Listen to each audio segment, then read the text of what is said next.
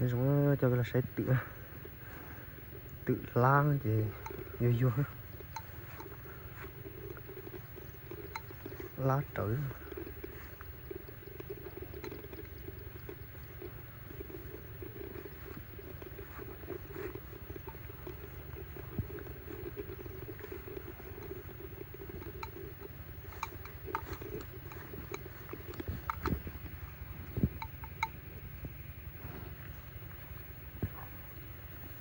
这生有mua rau thì mua vào rồi chọc rồi chứ trồng chứ lá để bù đọt đi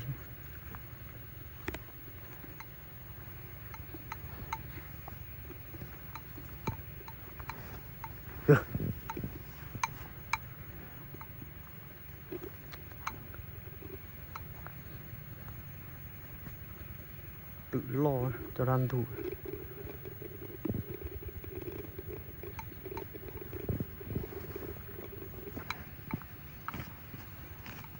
một trong nó rồi cháy rồi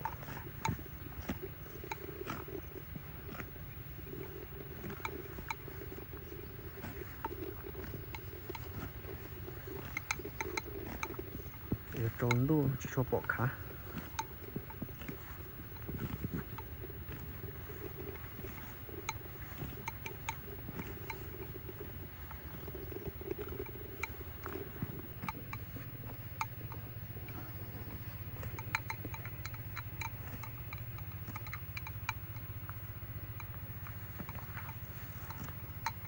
con đo tự kìa rồi cho đắt tăng chỉ con đo tự này.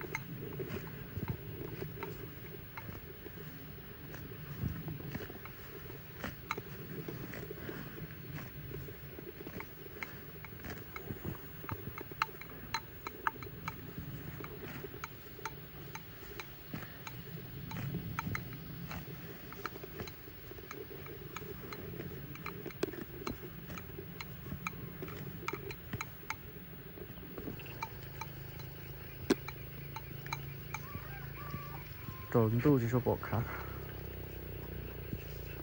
Đấy.